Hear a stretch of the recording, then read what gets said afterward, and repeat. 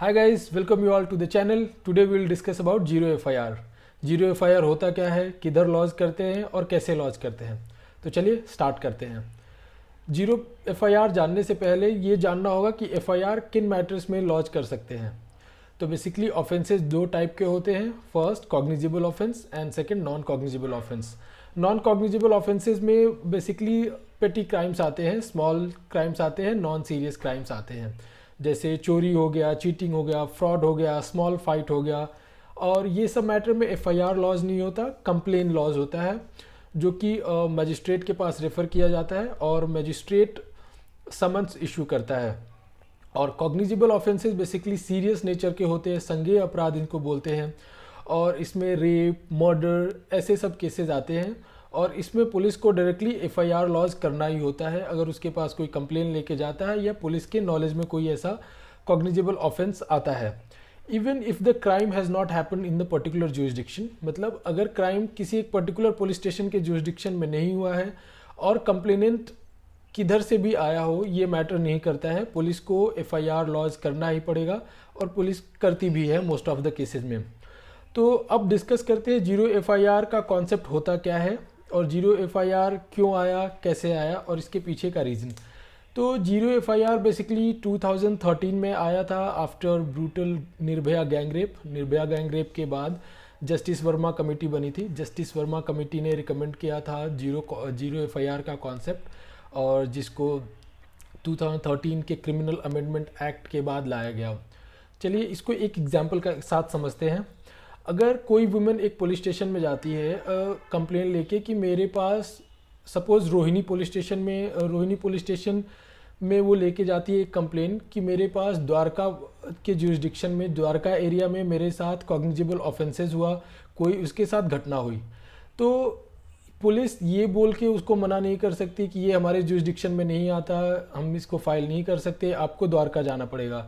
This is the concept of zero FIR. Police को ऐसे matters में, कॉग्निजिबल ऑफेंसेस में एफआईआर लॉज करना ही पड़ता है और police most of the cases में वी हैव सीन लॉज करती भी है.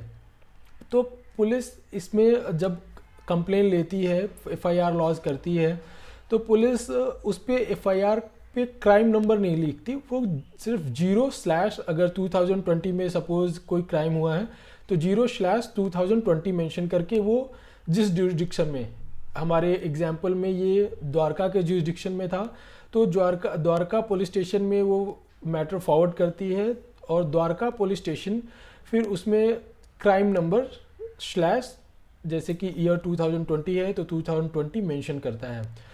तो ये कॉन्सेप्ट होता है जीरो एफआईआर का. इसके लिए इसका नाम जीरो एफआईआर पड़ा और उसके बाद से इन्वेस्टिगेशन स्टार्ट होता है. अब चलिए जानते हैं रीज़न क्या है जीरो एफआईआर के पीछे, इसके पीछे क्यों ये इंट्रोड्यूस किया गया, क्यों जस्टिस वर्मा कमेटी ने जीरो एफआईआर का कॉन्सेप्ट लाने के लिए गवर्नमेंट को रिकमेंड किया.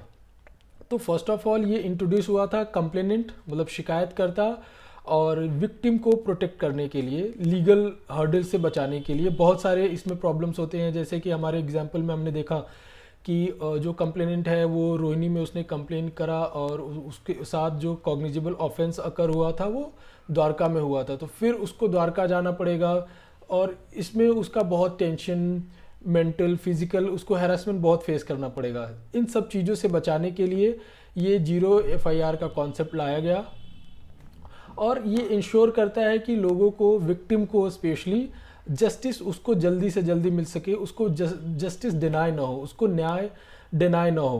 क्योंकि बहुत बार ऐसा होता है कि विक्टिम जा नहीं पाती है या जा नहीं पाता है उसके साथ जिधर भी इंसिडेंट अकर हुआ है. तो ये सब चीज़ों से बचाने के लिए जीरो एफआईआर बहुत हेल्प करता है.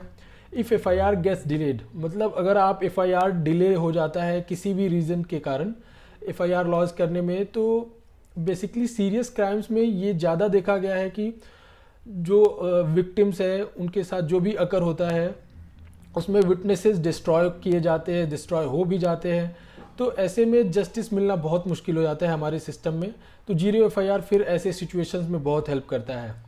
जीरो एफआईआर और ऑर्डिनरी एफआईआर को लॉज सेम वे में करा जा सकता है.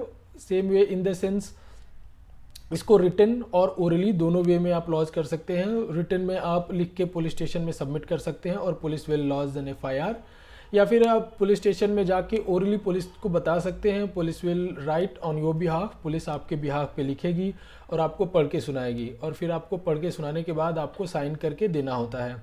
लेकिन आपको ये मत भूलिएगा कि आपको FIR की एक कॉपी लेना बहुत ज़रूरी है, ये आपका राइट है और पुलिस वाला आपको देगा भी।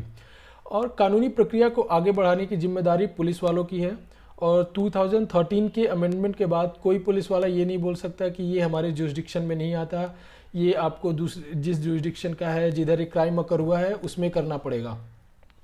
तो बेसिकली ये कॉन्सेप्ट था जीरो FIR का। अगर आपको इससे रिलेटेड कोई भी डाउट हो, कोई भी क्वेरी हो, तो आप कमेंट बॉक्स में पूछ सकते हैं। एंड प्लीज़ वीडियो को लाइक, शेयर और सब्सक्राइब करना ना भूलें। Thank you.